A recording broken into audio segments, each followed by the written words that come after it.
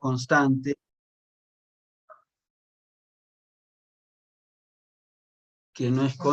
y que por lo tanto es pasible de ser o susceptible de ser, de aumentar o disminuir, y por lo tanto habría que cultivar. Me parece que en ese sentido no es o soy sabio o soy ignorante. Me parece que Sí, él mencionó, correcto, él mencionó eso y también mencionó que hay diferentes estadios de sabiduría y de ignorancia. Por ejemplo, no sé si lo recuerdas que él dice que el individuo que rompe las primeras tres cadenas o ingresa a la condición de Sotapanna, ya comienza un proceso de crecimiento de sabiduría, ¿no? Que lo va llevando a los otros estadios.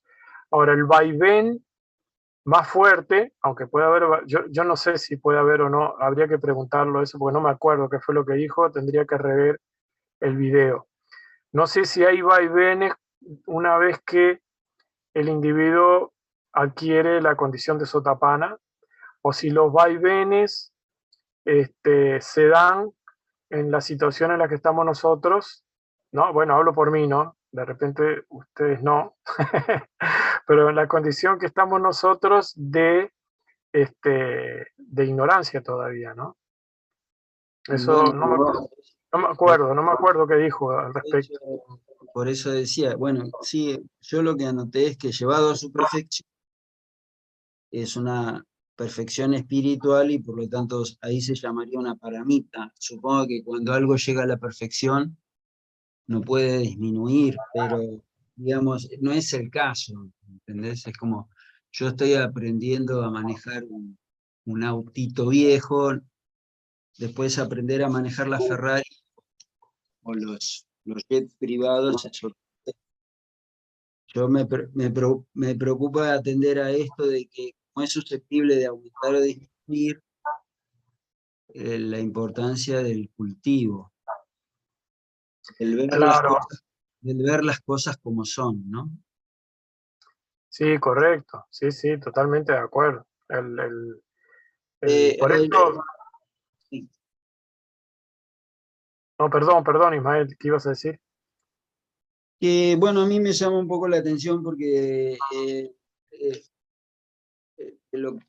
la verdad hubiera querido tener más tiempo de reverlo, pero justamente él, que supongo que tiene que ver con dónde estamos nosotros, que es por dónde empezar, y él decía trabajar buscando el pensamiento racional, rectificar las nociones erróneas. Pero yo recuerdo eh, hace mucho tiempo haber escuchado que la sabiduría tiene que ver con el saber vivir y disfrutar el sabor de la vida. Y me parece que parte un poco de lo que hablábamos ayer, de que discriminamos o queremos entender una parte del problema y nos olvidamos del resto, porque a veces me da la impresión que lo pensamos como un trabajo muy intelectual, y eso es una parte, que sí es el estudio, el entender las cosas por lo menos racionalmente, que es un método, que es el propuesto, pero me parece que si se soporta o se centra en la práctica más cotidiana, tiene que ver con todos los demás elementos, tiene que ver con la alegría, con el placer y el disfrute de tener una vida realmente sabia, ¿no es cierto? Sí, sí, yo pienso también que, claro, a ver, uno no debe pelear con la existencia. Hay que soltarla en el sentido de no apegarse a lo que es transitorio, como la existencia es transitoria. Entonces, apegarse a algo que ya de por sí, desde el momento que nacemos, lo vamos a perder, y a todo lo que eso contiene, es como un poco ridículo, ¿no? O sea, uno de repente, eh, por ejemplo, las personas que han encontrado sentido en su familia o en su profesión o en alguna otra cosa, algún deleite, a las mujeres estas cosas les resulta eh, fuerte y difícil de entender. El hecho de tener que abandonar el apego a todo ese ego y todo ese logro, porque cuesta mucho trabajo además lograr eso en la existencia, ¿no? Pero al mismo tiempo no hay que pelearse con la existencia, lo que tú dices es correcto, o sea, no tenés que andar todo el tiempo rechazando cosas y este, eh, enojado con cosas de la existencia, por ejemplo, ¿no? En el campo político, en el campo económico, en el campo religioso, muchas veces los rechazos que hacemos porque este, los consideramos erróneos, y bueno, sí, son erróneos porque son de este mundo, no pueden ser de otra manera. Entonces, eh, y a veces, por ejemplo, hay gente que se prohíbe un momento de, de placer y de alegría porque, bueno, tienen miedo a pegarse, ¿no? Por ejemplo, estamos hablando de casos muy de personas que tienen tendencia a ser radicales, ¿no? Sí, yo estoy de acuerdo contigo, es una cuestión integral que uno tiene que practicarla y entenderla de forma integral, ¿no?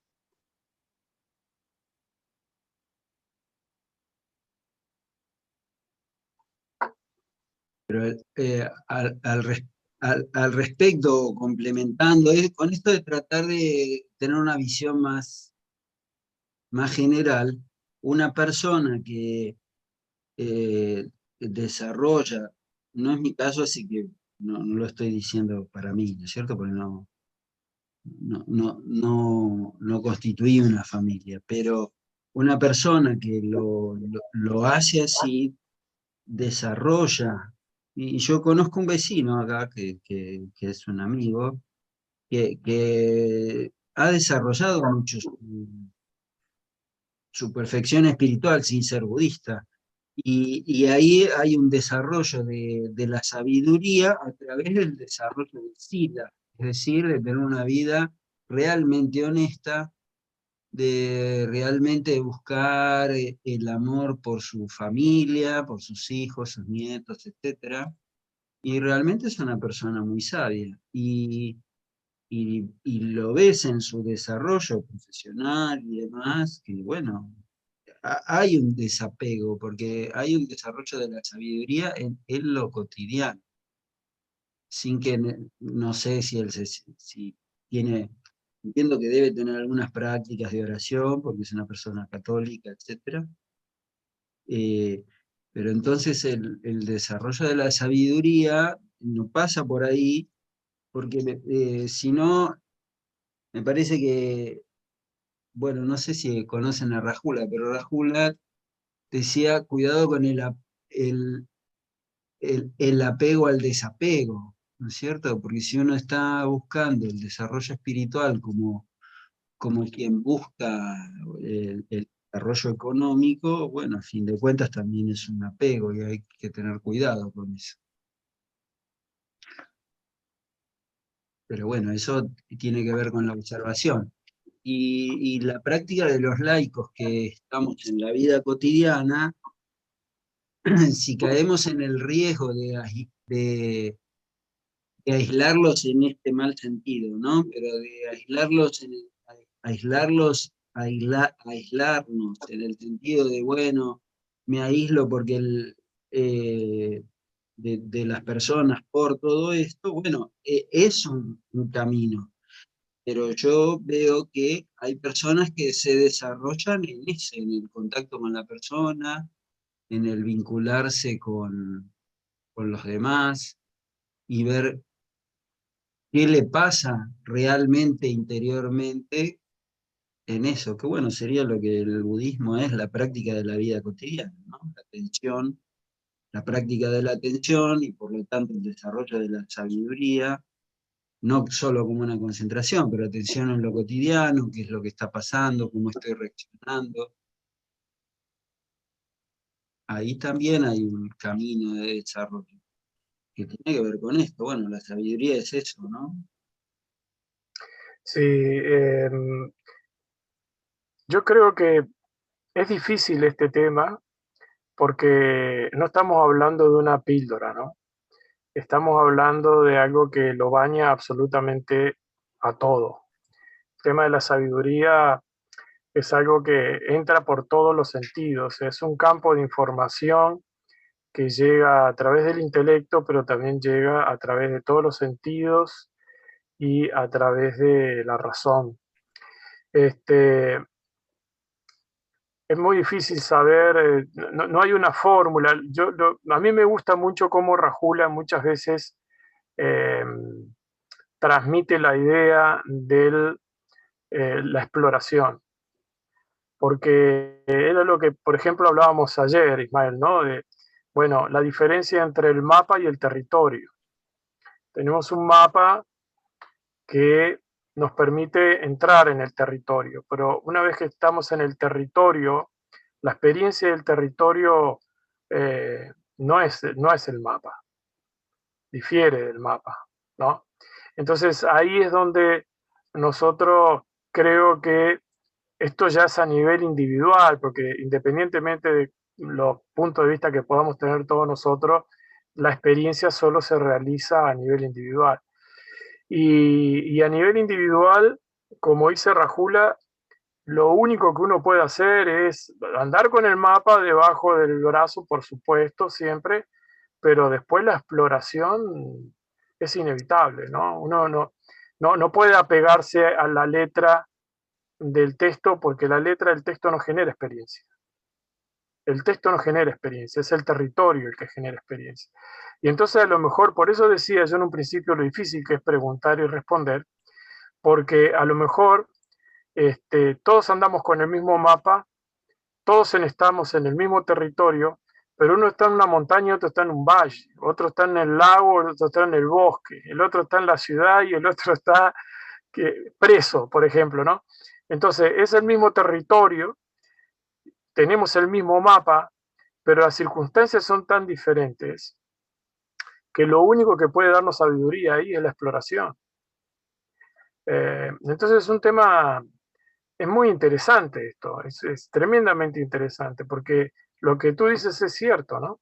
Apegarse a un modelo de búsqueda, es decir, bueno, acá tengo el mapa y es esto y no me salgo de esto porque acá lo que dice es esto, es un riesgo. Es un riesgo porque muchas veces el mapa nos lo interpreta otro, como pasa, por ejemplo, con los monjes. Los monjes nos interpretan el mapa y nosotros tratamos de reproducirlo, ¿no? Y entonces, cuando nos apegamos a eso, a esa situación, me parece que estamos realizando un acto de fe, mmm, digamos, no quiero decir fe ciega, digo, pero fe incondicionada, o fe condicionada, mejor dicho, fe condicionada, en vez de hacer una exploración propia, ¿no? No sé, tratando de razonar un poco lo que vos acabas de mencionar, que me parece correcto. Sí, sí. Y miramos un poco el mapa de lo que decía Miguel la vez pasada, que la sabiduría tiende a erradicar las 4 perversiones que decía. Por eso decía, lo primero es rectificar las nociones erróneas, ¿no? Ver lo impermanente como permanente, lo doloroso como placentero, bueno, el tema de ver todo como ser o alma, y ver el cuerpo atractivo, ¿no? En esas 4 perversiones. Pero en realidad me parece que eso de ver el cuerpo como atractivo tiene mucho que ver con el tema de los monjes, pero me parece que en realidad es no tener una noción real de qué es el cuerpo y cómo es.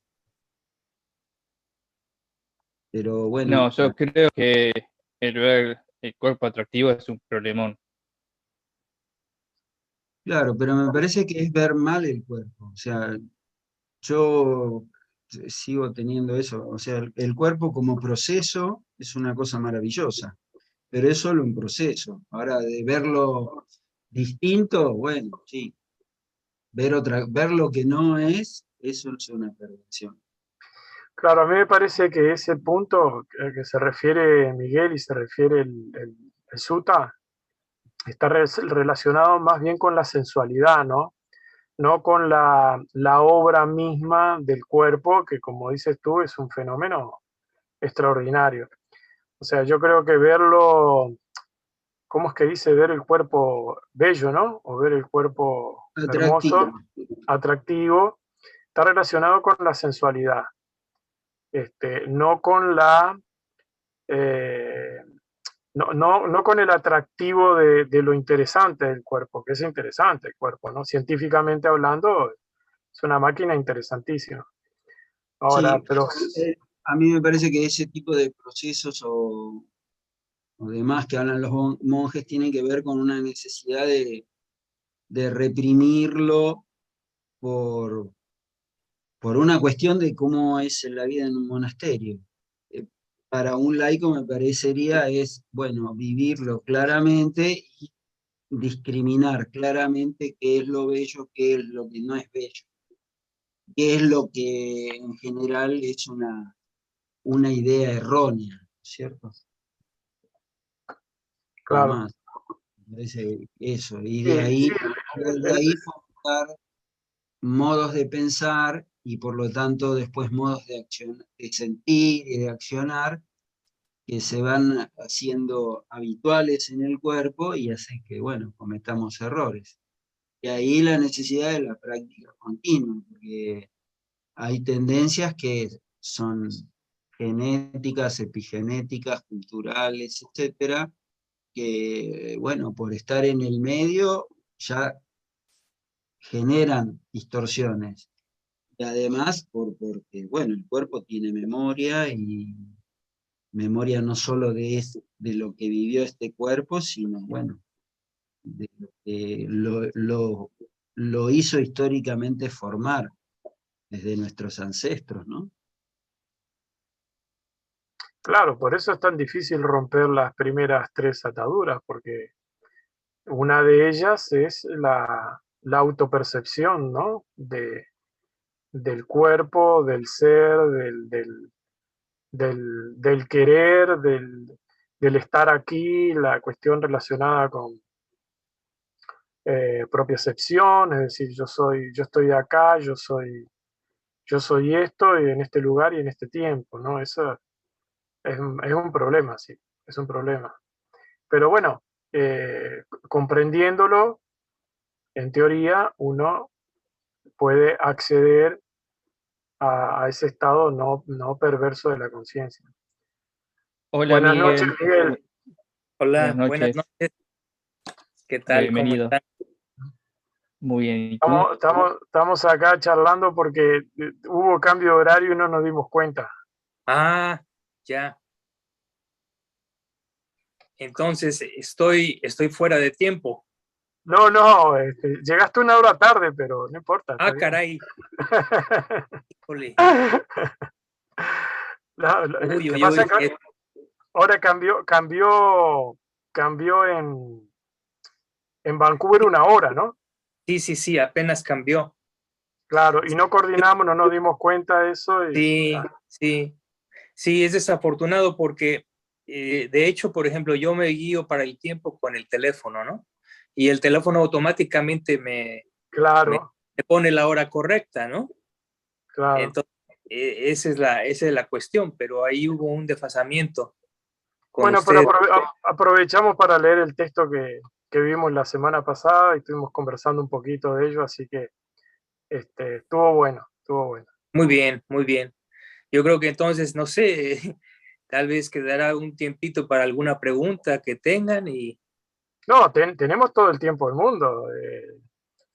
Todo el tiempo que tú tengas disponible, lo No, aprovechamos. yo tengo mucho tiempo, pero a mí me preocupan ustedes porque ustedes No, están... pero a nosotros no se No, nos movió, no se nos movió el horario a nosotros. Estamos en el mismo horario. Se movió el Ah, tuyo, Natalia. bueno, de acuerdo. Claro, Ya. claro. Perfecto, entonces no hay problema. Bien, no, entonces, si gustan, podemos iniciar la discusión. Como les dije la vez pasada, lo que sería bueno es continuar con el tema de la Bueno, sabiduría. Yo quisiera, si no te importa, Miguel, y si no le importa a los compañeros, quisiera hacer la primera pregunta y después me callo porque, o sea, es algo que de repente, no sé, no es compleja, no es complicada, pero necesito hacer una reflexión cortita antes, ¿no? Y era algo relacionado con lo que estábamos hablando recién. Y es mi sensación de lo difícil que es hacer una pregunta, ¿no? Lo difícil que es hacer una pregunta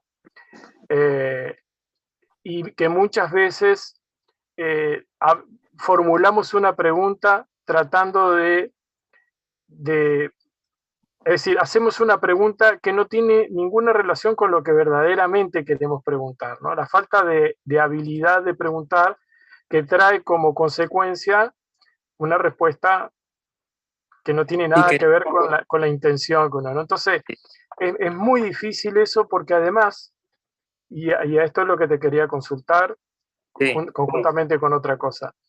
Yo en alguna oportunidad, no recuerdo si lo leí en un sutta o si se lo escuché a Nandisena decir, de lo difícil que son los diálogos entre personas de un estadio de sabiduría o de iluminación con otra persona que está en otro estadio diferente, porque el lenguaje es el mismo, pero las realidades son diferentes. Sí, el entendimiento es diferente.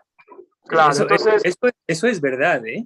Eso es claro, cierto. Claro, sí. y yo leí que hay diálogos, por ejemplo, entre personas conscientes de eso, que no se realizan en forma cruzada, sino que buscan sus pares para establecer los diálogos, porque de otra manera o generan confusión o generan frustración, ¿no? Así es, así es. Y a mí me sucede, por ejemplo, con esto, porque es un tema que estamos estudiando con algunos compañeros y quiero preguntártelo, que puede vincularse con el tema de la sabiduría, ¿no? A ver, Edgardo, si me permites, nada más quisiera hacer un pequeño comentario simplemente para adicional al aspecto de las preguntas que mencionabas, ¿no? Es interesante porque el Buda específicamente habló de eso, ¿sí? Específicamente de los tipos de preguntas, etcétera, etcétera.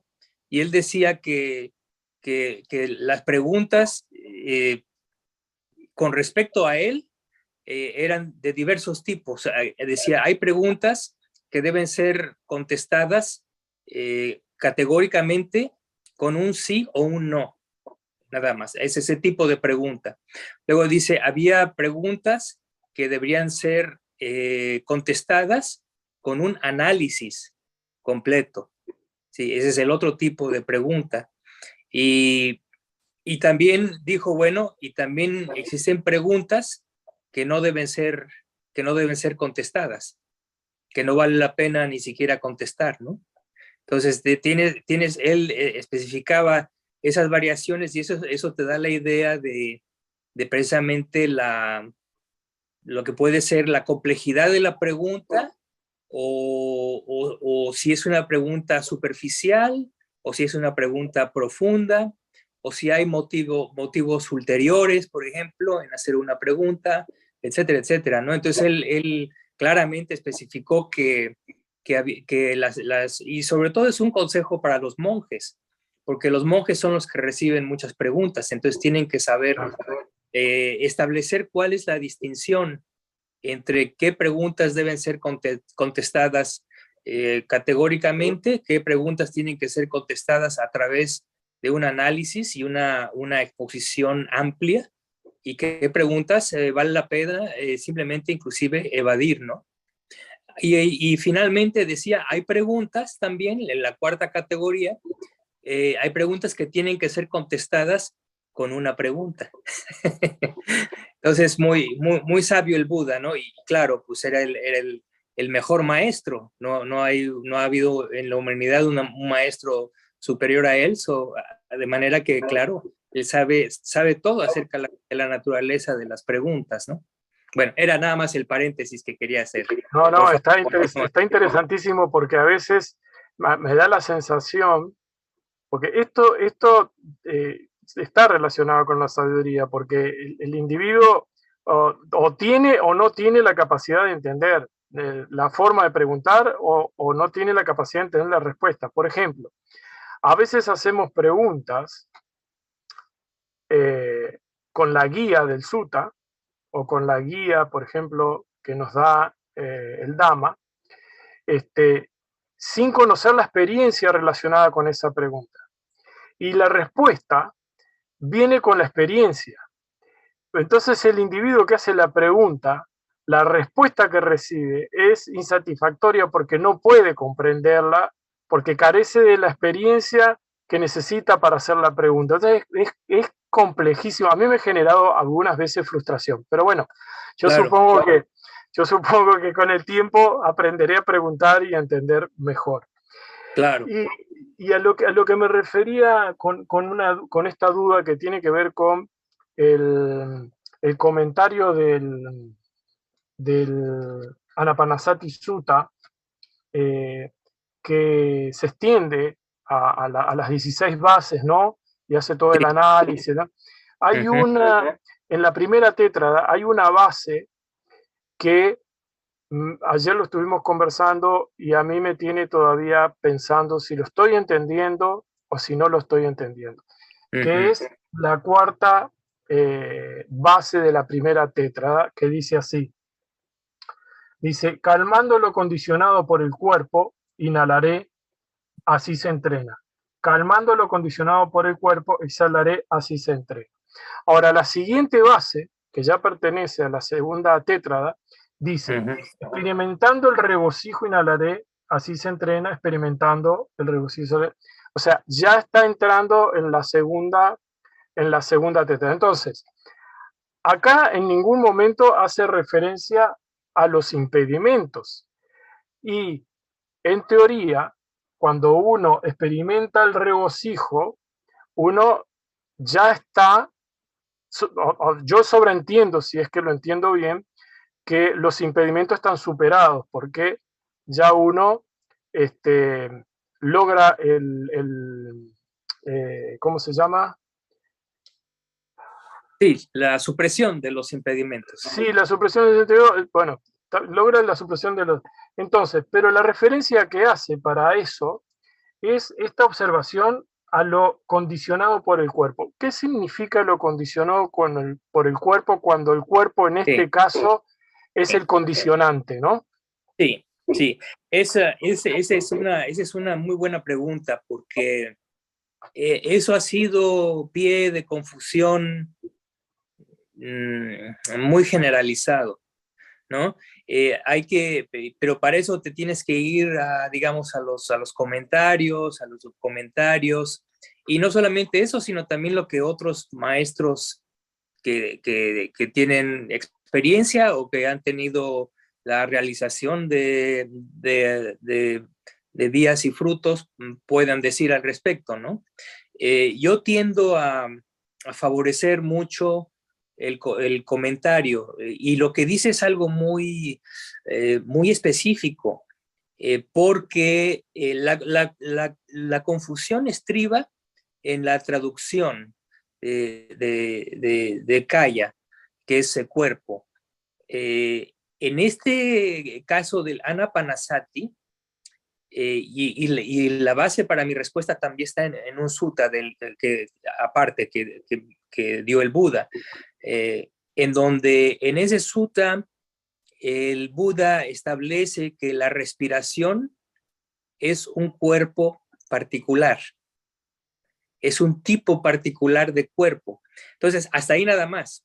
Es una aseveración muy sencilla, pero si lo comparamos con el contexto del comentario, en donde el comentario también dice que a lo que se refiere el cuerpo de la respiración es precisamente a eso, es la respiración como un aspecto de la materialidad, ¿sí? Y tiene un cuerpo, ¿por qué? Dice, porque un cuerpo se distingue por sus partes y la respiración se distingue por sus partes, es decir, uno discierne una parte inicial en la inhalación, una parte media, una parte final, una pausa, y después en la exhalación uno puede discernir una parte inicial, una parte media, una parte final y la subsecuente pausa.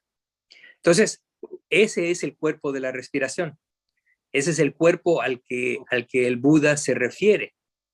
Entonces, en el cuarto punto de la primera tétrada, lo que está diciendo es que, habiendo hecho los puntos anteriores, ahora uno tiene que dirigir la mente hacia calmar ese cuerpo pero el cuerpo de la respiración, ¿sí? Así que esto de calmando lo condicionado, porque la palabra condicionado es la que a mí me atrapa la atención. Calmando Claro. lo condicionado, en este caso lo condicionado, ¿qué viene a ser? El aspecto condicionado es la respiración. Y los factores condicionantes, ¿sí? Porque, vamos, toda condición no es independiente, ¿no? Los factores condicionantes son los que se tienen que tomar en cuenta para poder calmar esa respiración. Y esos factores condicionantes son factores mentales, porque como tú sabes, cuando la mente está agitada, cuando hay agitación y preocupación, la respiración tiene una cierta estructura, tiene un cierto ritmo y tiene una duración particular. Pero cuando la mente entra en un estado de profunda tranquilidad, por ejemplo, la estructura de la respiración cambia. Se hace más pausada, más sutil, etcétera, etcétera. Entonces, a eso se refiere. Entonces, los factores condicionantes serían buscar precisamente la tranquilidad, establecer en un momento dado esa tranquilidad profunda, ¿sí? Otro aspecto importantísimo en este punto que estamos refiriendo es establecer la condición de soporte que es la ecuanimidad. Es decir, el no vaivén de la mente frente a las sensaciones agradables o desagradables. A eso se refiere, en resumen, en pocas palabras, ¿no? Entonces, esos son los factores condicionantes de ese cuerpo, que es la respiración.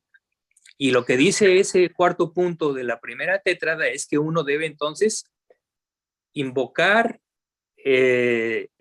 elucidar y dirigir esos factores condicionantes para que la respiración aún se calme más. Yo creo que todos ustedes sabrán, seguro que lo han notado, de cómo cuando uno empieza a tener un alto grado de concentración, la respiración se hace increíblemente extendida. Las inhalaciones y las exhalaciones son muy, muy, muy largas, ¿no? Y es muy sutil, ¿no? En sí, la sensación táctil que uno está percibiendo se hace más sutil, pero es perceptible debido a que hay concentración. Por eso, al principio, él hace hincapié en la segunda parte de la primera tétrada, él dice, hay que observar si las inhalaciones y las exhalaciones son cortas o largas. Por esa razón, tiene que haber una correlación burda inicial para que entonces en el cuarto punto uno ya tiene esa referencia. Y esa referencia es de ayuda precisamente para calmar aún más ese cuerpo que es el cuerpo de la respiración. El malentendido es que algunos maestros aseguran que se refiere al cuerpo humano físico en su totalidad, con cabeza, tronco y extremidades. Y eso no va por ahí. Claro, porque a mí la pregunta está relacionada con mi experiencia, porque en mi experiencia me pasa lo siguiente, Miguel. Por ejemplo, me da la sensación de que estoy saltando algo relacionado a la guía que a veces no la sigo porque los fenómenos que se me van presentando no se presentan en este orden, sino que se presentan en un orden, digamos, eventual. Y me sucede que antes de llegar a esa observación de la respiración larga o corta, o serena o agitada, coloco la intención en la disolución, por ejemplo, de las tensiones corporales, tanto en el tacto, ¿no?, interno como externo. Y entonces eso me lleva a esto otro. Y los impedimentos, muchas veces he logrado suprimirlos, producto de esa sensación, es decir, como que entro al fundamento de la sensación y luego salgo del fundamento de la sensación para entrar en el fundamento del cuerpo, ¿no? Me está sucediendo algo así, me estoy como saltando los pasos, y eso es lo que me generó la confusión de decir, bueno, esto de calmando lo condicionado por el cuerpo podría estar relacionado con la experiencia que estoy teniendo de disolver las tensiones del cuerpo para después, porque genera un estado de placer, sí, y atisbo de piti también, ¿no? Sin haber llegado a esta otra percepción de la extensión o no de la respiración. Por eso es interesante esto de sí, intercambiar con alguien que lo sabe perfectamente. Sí, sí. Ahora tú utilizaste en tu descripción, utilizaste la palabra clave, tu experiencia personal. Claro. Ahora es muy interesante porque tal como la describiste, nadie puede decir que es incorrecta. Inclusive en el sentido de que tal vez te saltaste de algún paso de la receta tradicional, eso no es ningún problema. De hecho, aquí hay que entender una cuestión que es importantísima, y es que y es otra de las cosas que a menudo causa, ¿cómo se dice? Causa discusión bastante agitada entre diversos practicantes y maestros, ¿no? Porque hay algunos que dicen que básicamente establecen que el Buda no dio suficiente instrucción, no dio detalles. Pero yo coincido con muchos maestros que lo que dicen es que es precisamente con completo propósito que el Buda no dio más detalles. ¿Por qué? Porque el Buda considera todas las posibilidades de tipología humana y divina, que son las que podrían practicar Anapanasati, ¿no? Entonces, considerando todas las tipologías, las inclinaciones, las tendencias, la carga kármica, etcétera, etcétera, considerando todo eso, precisamente es por eso que no da más detalles.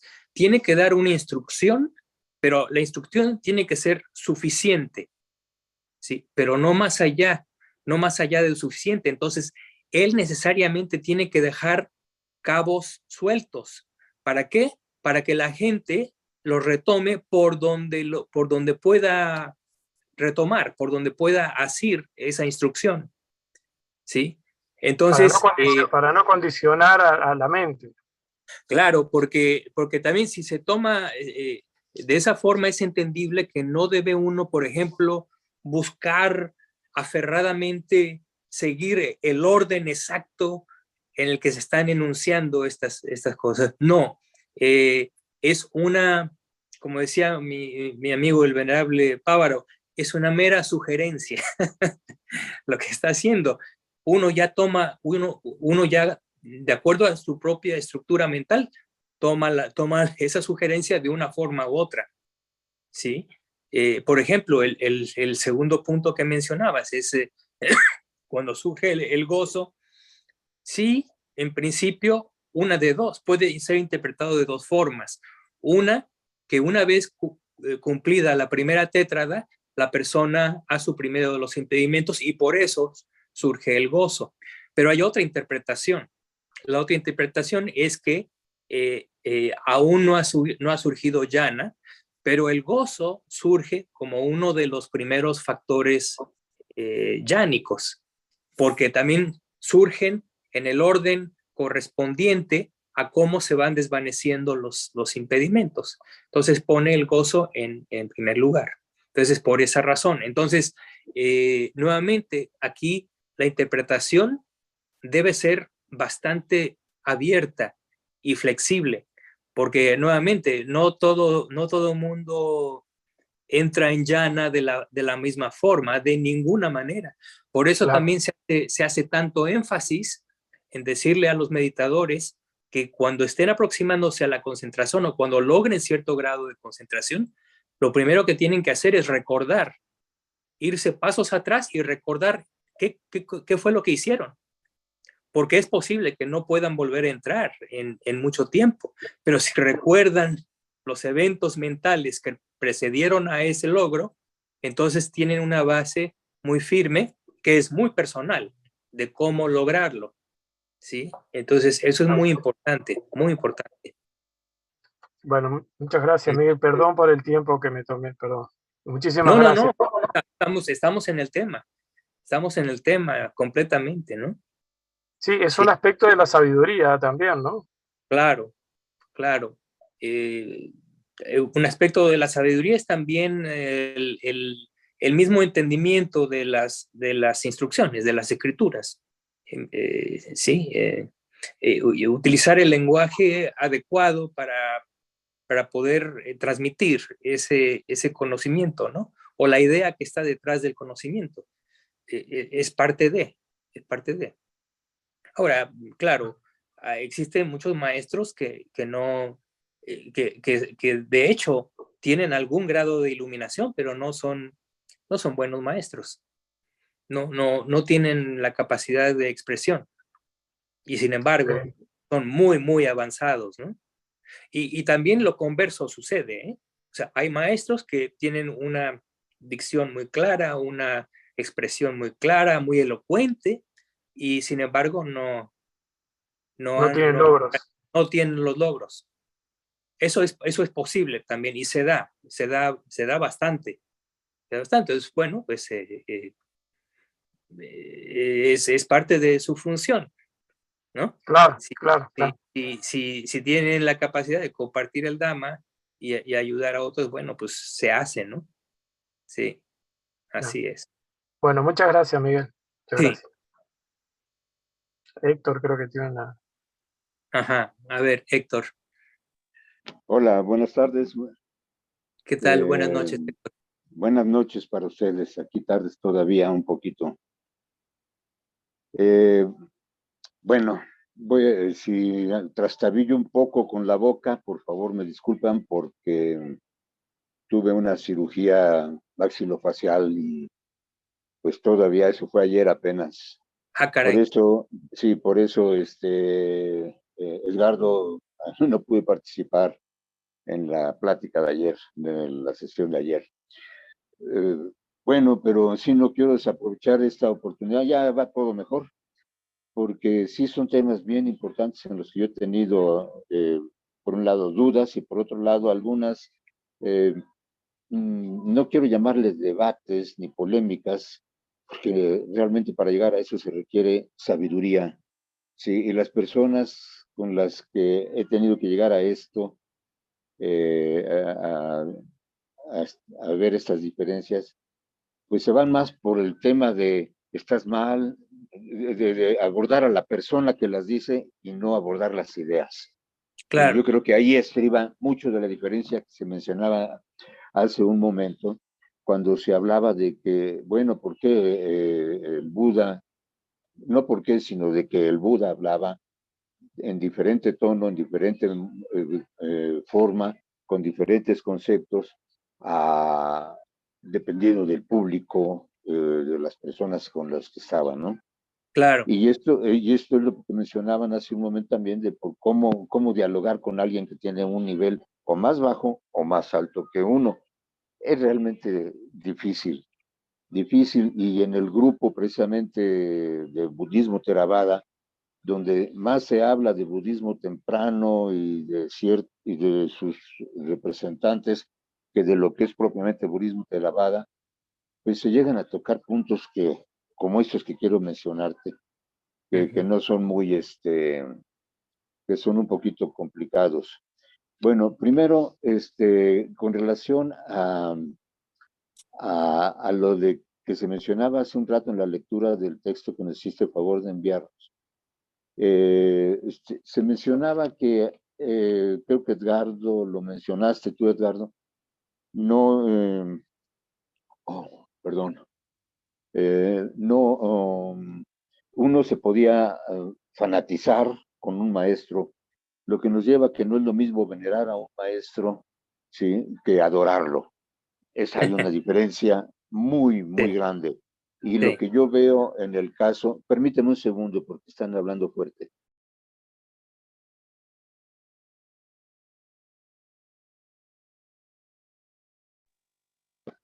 Bueno, disculpa. Sí. Me sacaron de onda. En el caso de... Adiós, se me fue. Sí, de un maestro, ¿no? Hablabas de los maestros. Sí, sí, de los maestros. Que bueno, no es que uno se apegue o se fanatice con una doctrina, sino que, como dijo el Buda, cuando te hace clic y te sirve, pues eso es lo que es para ti, punto. Y no por eso ir a buscar por otros lados otra verdad u otra interpretación, ¿sí? Y te decía que en el grupo precisamente se ha metido mucho la idea de lo que es el budismo temprano, y dicen que es lo mismo que Theravada, que ahí es donde vienen mis dudas, mi pregunta, no mis dudas. Porque tengo la certeza de que el budismo temprano, como se maneja ahora a partir de Bhante Punjabi y con los demás representantes que hay actualmente, no solamente no es diferente de los principios canónicos del Theravada, sino que hasta contradictorios.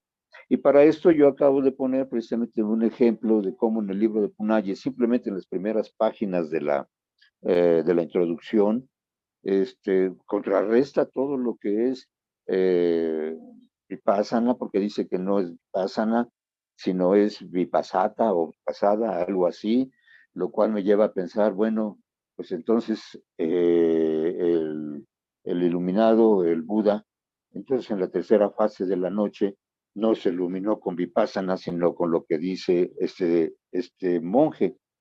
No sé si tú has leído no sé lo que creo que te refieres a Bhante Punjabi, sí. De Sri Lanka, es de Sri Lanka, ese maestro. Sí, ese maestro, sí. Sí, y precisamente él traduce otras cosas en una forma muy diferente. Él tiene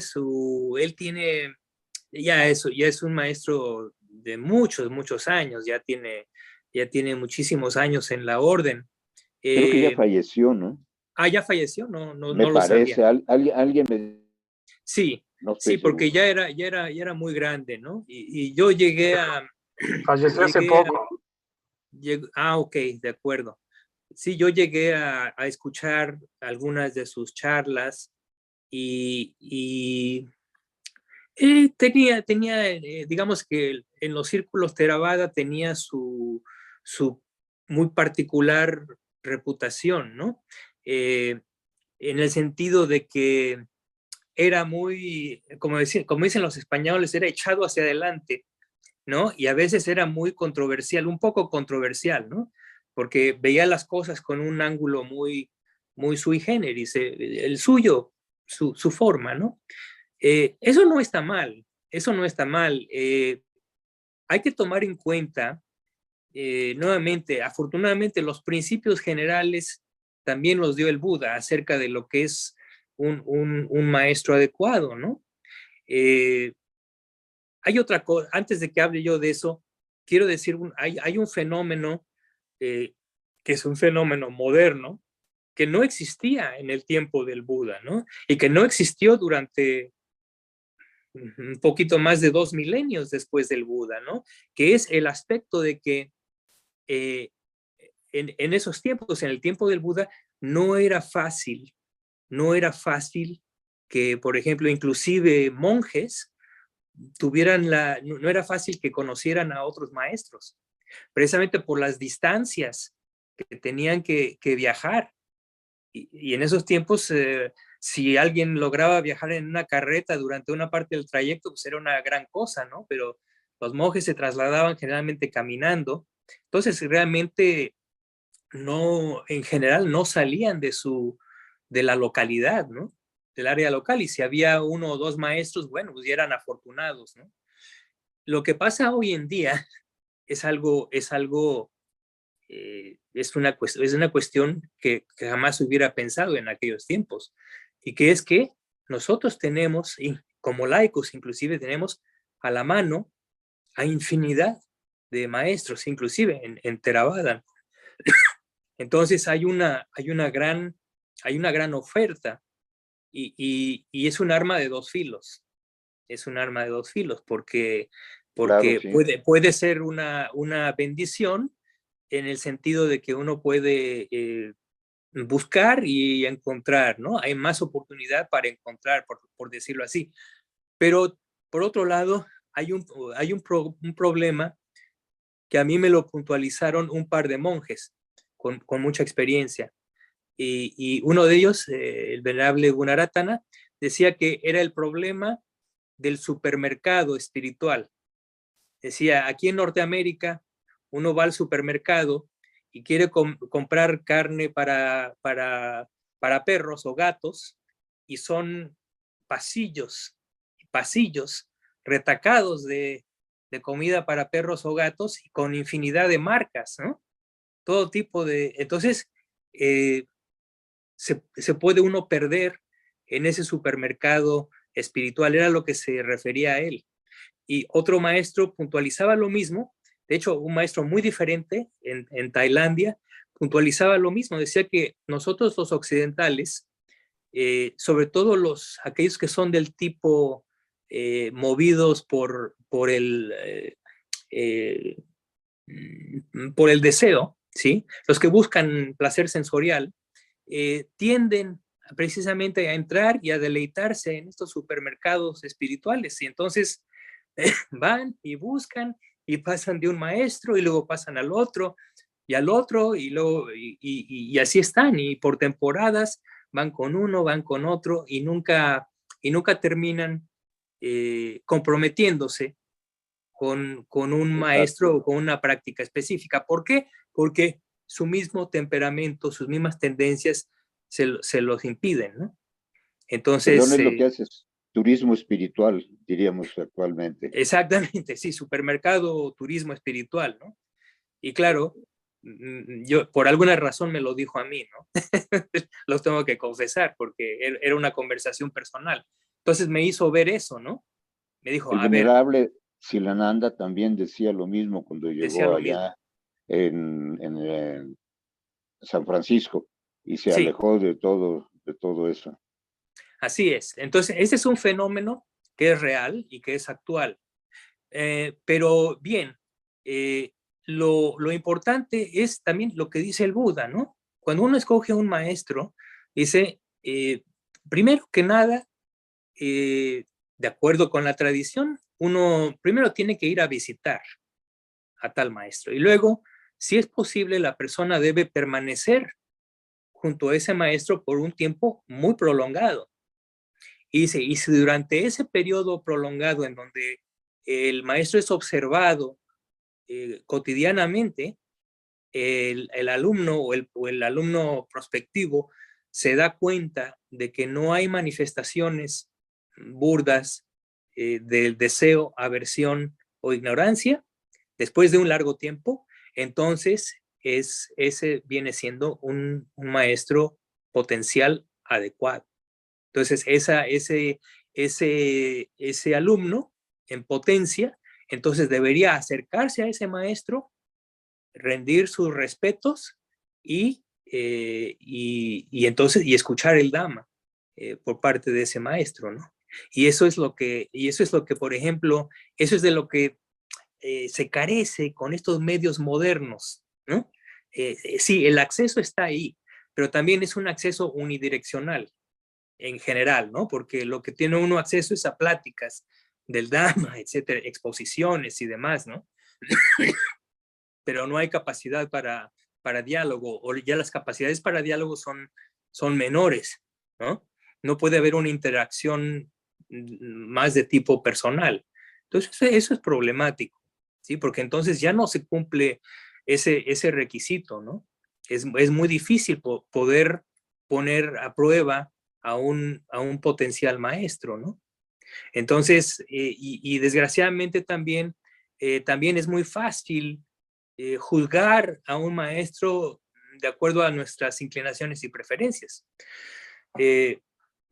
Ahora, yo por ejemplo, yo llegué a escuchar a Bhante Punjaji y sí, tenía sus cosas así un poco extremas, si tú quieres, pero en general se me decía que tenía mucho sentido común y era muy inteligente, muy inteligente. Entonces, tal vez él estaba utilizando medios que él consideraba hábiles para ayudar a cierto tipo de personas. También esa es una posibilidad, ¿no? Entonces están estos aspectos, y hay que considerarlos, ¿no? Hay que considerarlos. Entonces hay que tener mucha reserva con respecto a los diversos expositores del Dhamma, ¿no? Contemporáneos. Permítanme nada más encender la luz porque se está oscureciendo mucho aquí.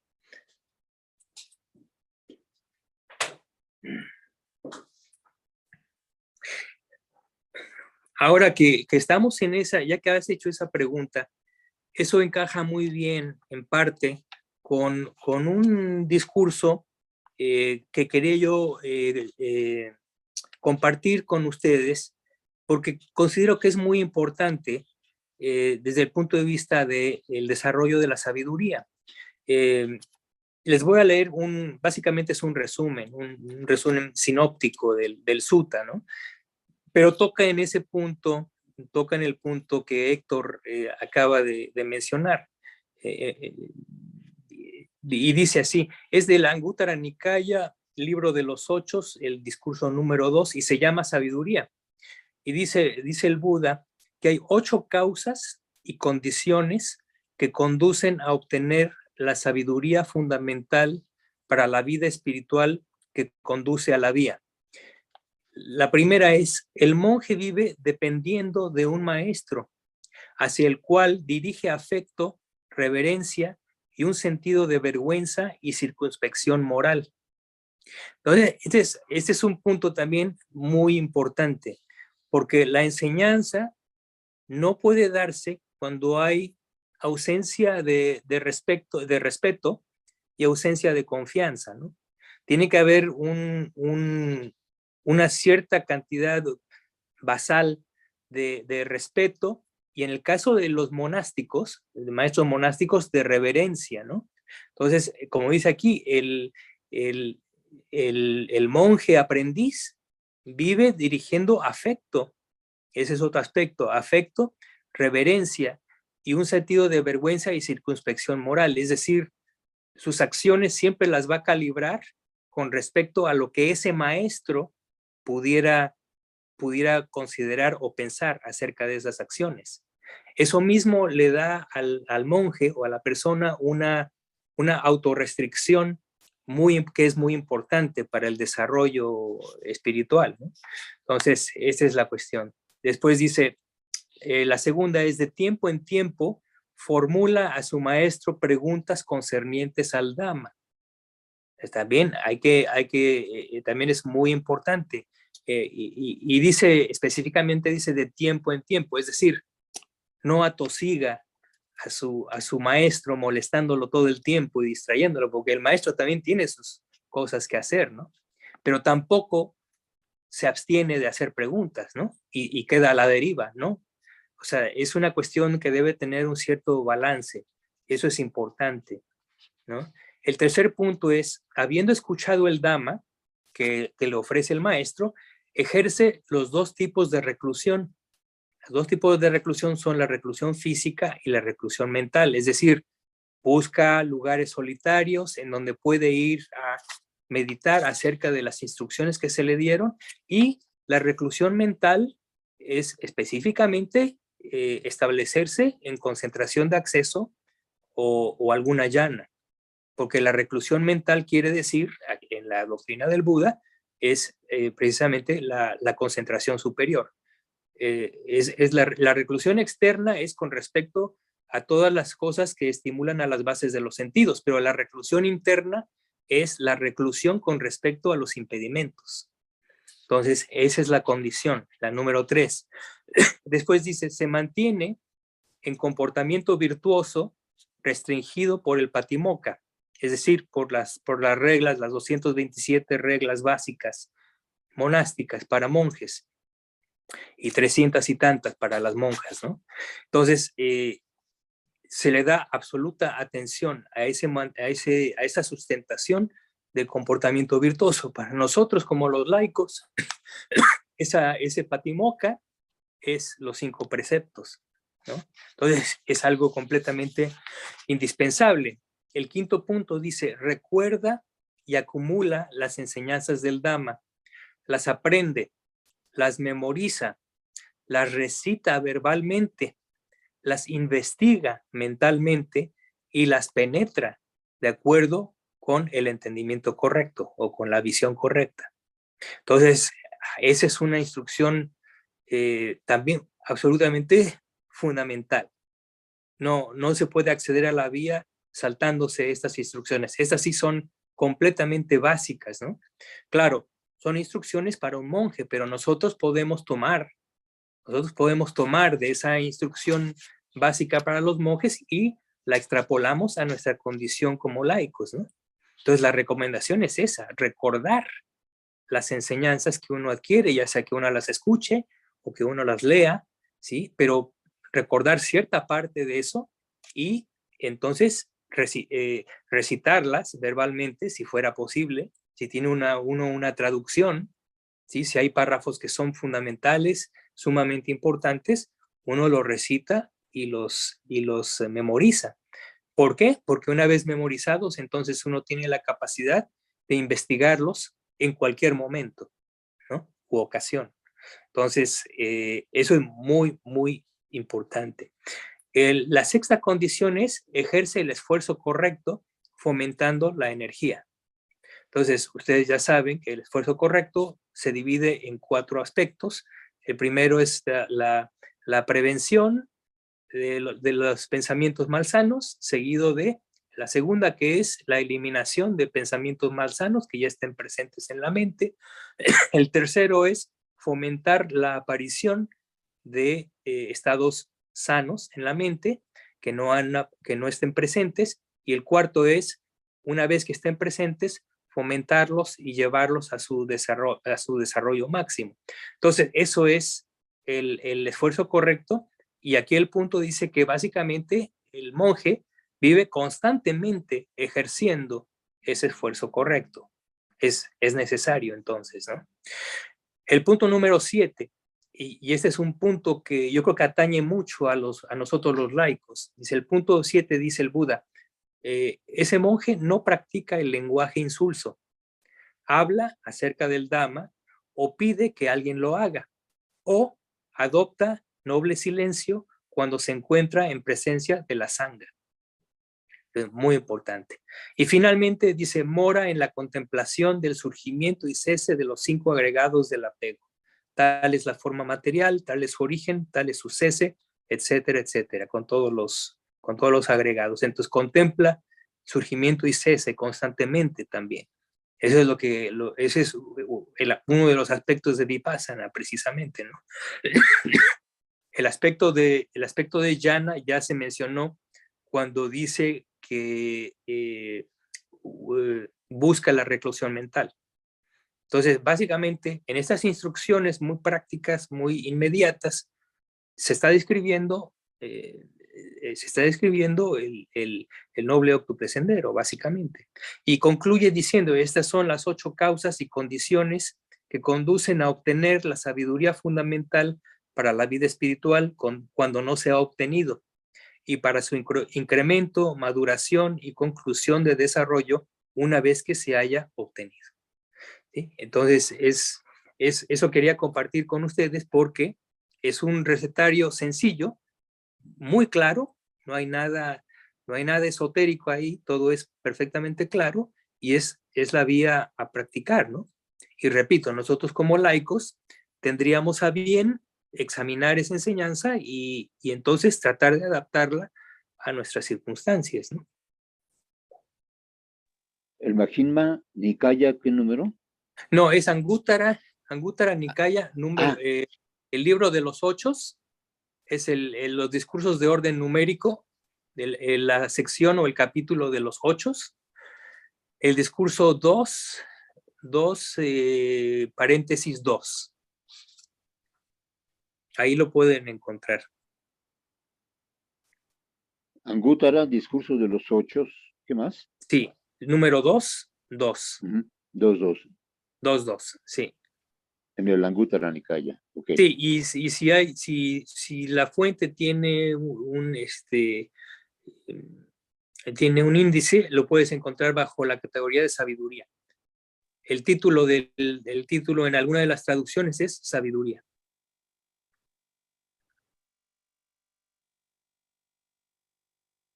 El discurso de los 8. Uh-huh. Ok. Muchas gracias. Sí.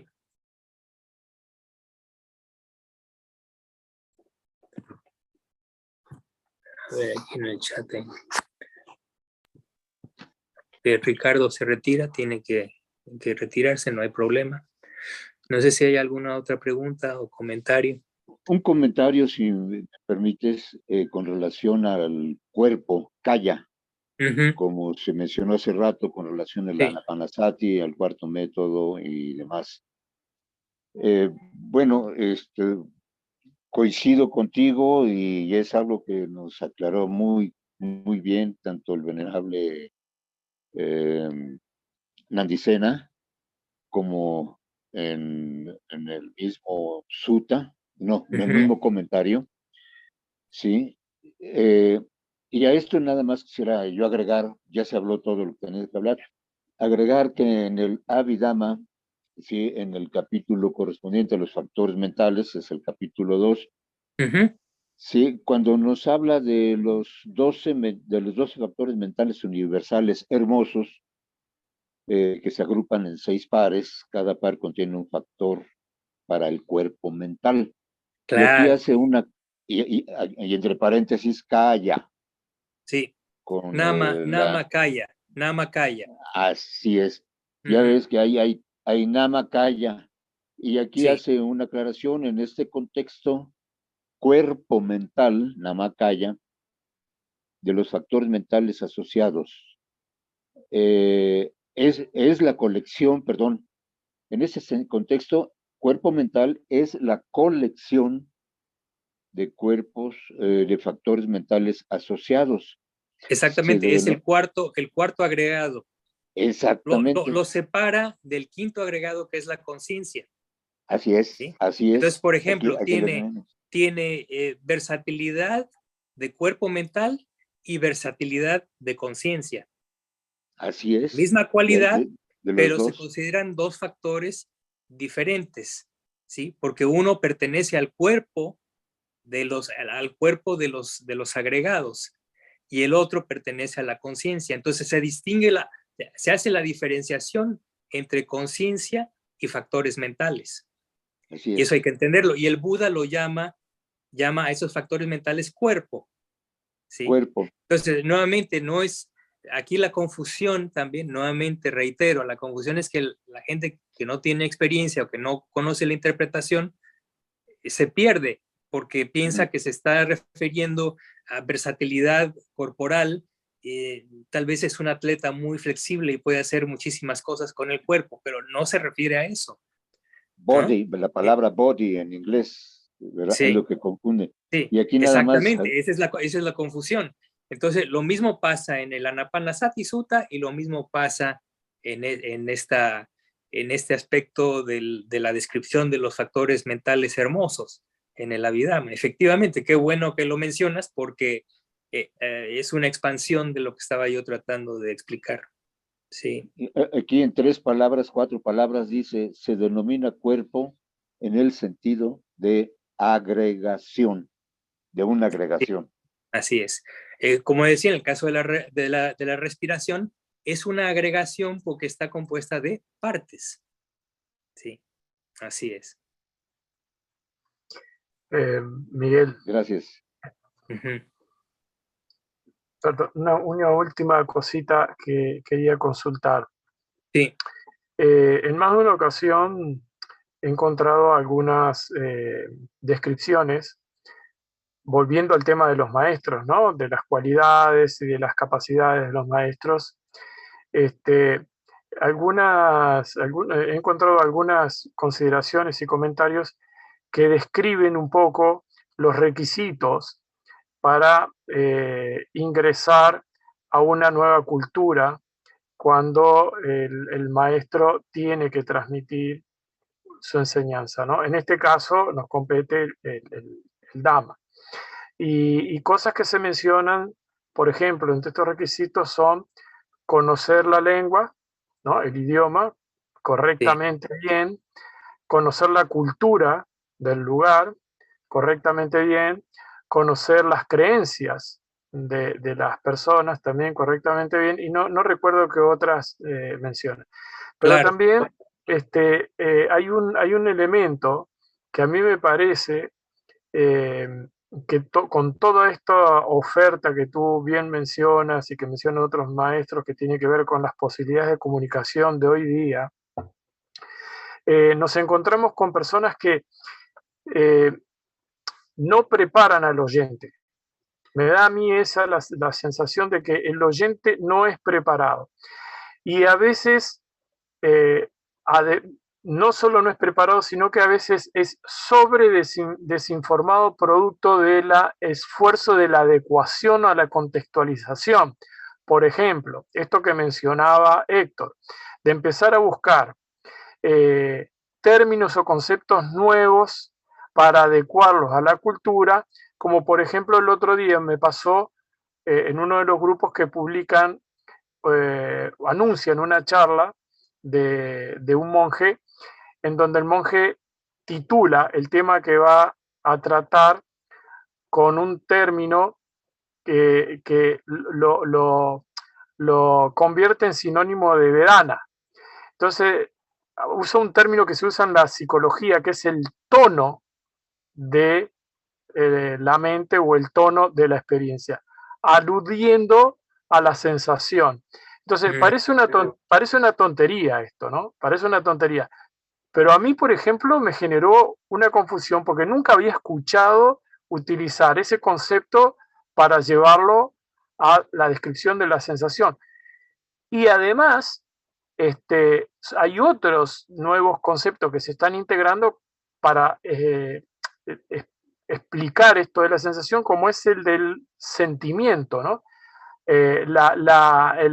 ¿Cómo se llama? El sinónimo de sensación, como si el sinónimo de sensación no tiene nada que ver en absoluto. Entonces, esa preparación del oyente me parece que termina como generándole la posibilidad al oyente de asociaciones con otras cosas, ¿no? Que no se concentran en el Dhamma. Y generalmente es New Age, ¿no? Porque después ese individuo entiende que el sentimiento que escuchó por otro lado es el mismo del que se está hablando acá, ¿no? Sí, Entonces, es dificilísimo todo esto, es un ¿no? problema, es un problema gigantesco.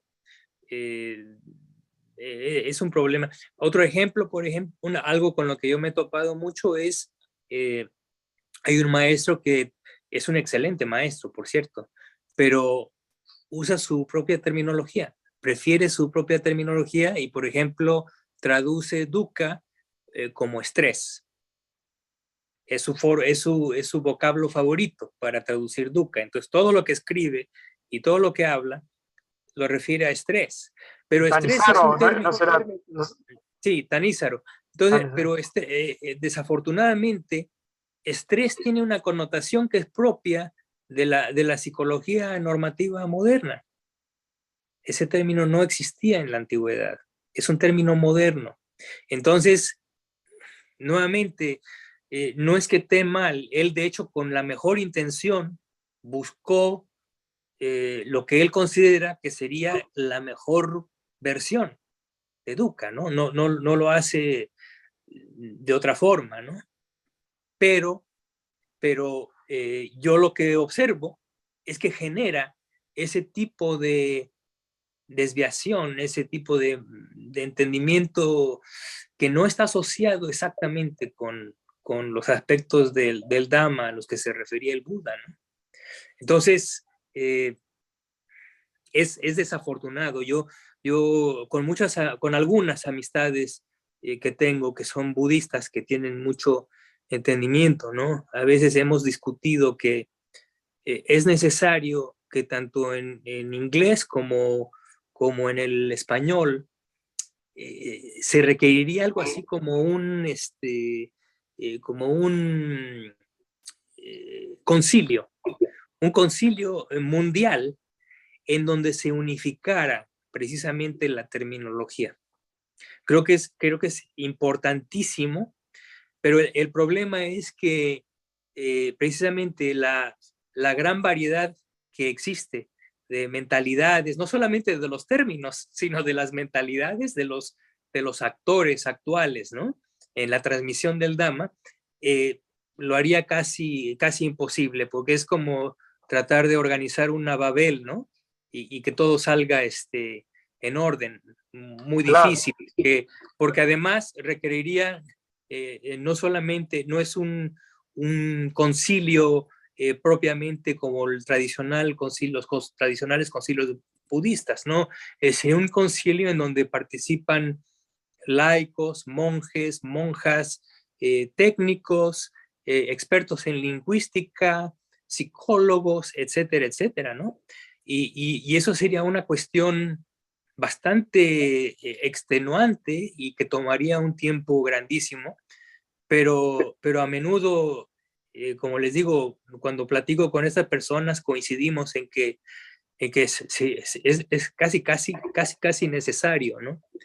Precisamente porque si se establece una convención que sea generalmente aceptada, entonces habrá menos confusión. El problema es cómo organizarlo y cómo poner a todo el mundo de acuerdo. Es algo es un sueño, ¿no? Es una cuestión totalmente ideal, ¿no? Pero si se pudiera hacer, bueno. Por ejemplo, nos pasa, por eso mencionaba lo de la adecuación o la preparación del oyente, porque, claro, es comprensible que traer un paradigma, una propuesta que viene con conceptos como, por ejemplo, sufrimiento y perversión incluidos en la transmisión, el maestro se siente como imposibilitado, porque, a ver, hay una cuestión, vamos a utilizar un término que no es correcto, pero para entender la idea, hay una cuestión de marketing también, que tiene que ver con que el maestro necesita de la comunidad y necesita instruir a la comunidad de una manera sana. Si no utiliza los medios hábiles para lograrlo, no forma comunidad. Y formar comunidad con conceptos tan duros para nosotros, ¿no? Como por ejemplo el concepto del sufrimiento, de la perversión, del no alma, el no yo, en una cultura como la nuestra, que está tan aferrada a esas ideas, ¿no? Hace que el individuo innove. Y al innovar, se corren todos estos riesgos, ¿no? Así es. Ahora, por otro lado, habiendo dicho eso, está la otra cara de la moneda, y es lo siguiente, ¿no? Que yo lo resumo en un dicho mexicano, ¿no? Muy sencillo. En México decimos, al buen entendedor, pocas palabras. Y el que sea o no un buen entendedor es una cuestión kármica. Es algo que ciertas personas lo tienen en el momento adecuado y se les diga mucho o poco, o se les utilice terminología tradicional o New Age, lo van a entender. Entonces, en realidad, no de uno preocuparse demasiado, ¿no? Esta cuestión que les digo ideal, que sería ideal hacer un tipo de concilio donde hubiera una unificación de terminología, es una idea solamente, es una proliferación, si ustedes quieren. Pero la realidad es esa. Nosotros vamos a entender hasta donde las condiciones lo permitan, hasta donde nuestro karma lo permita. Y también hay otro dicho en México que dice a tal pueblo, tal gobierno. Y eso mismo lo podemos aplicar a los maestros. A tal estudiante, tal maestro. Entonces, a final de cuentas, cada quien queda en su casilla. Me doy a entender, ¿no? Entonces, y eso está bien. No es que esté mal, es un orden natural, kármico, necesario, y que está sujeto a las condiciones propias de ese fenómeno. Entonces, en realidad no hay de qué preocuparse. Uno simplemente, de lo que tiene que preocuparse cada individuo es de hacer su propio esfuerzo, ¿no? Y eso implica también esfuerzo por entender, ¿no? Esfuerzo por practicar, esfuerzo por entender. Pero es importante esto que tú mencionas, porque también hay que desarrollar el entendimiento de que eso es así. Porque si no, el conflicto está presente en todo momento. O sea, sí, el entendimiento y la aceptación. Y la aceptación, claro. Así es. Sí. Bueno, muy bien. Pues se nos fue el tiempo, pero estuvo muy interesante la plática. Como siempre, con ustedes es un grupo excelente, ¿sí? Es muy conducente a poder discutir el Dhamma, y eso me place mucho. Entonces, yo creo que entonces concluimos el tema por el momento, y para la siguiente sesión a mí me gustaría abordar la paramita de la ecuanimidad.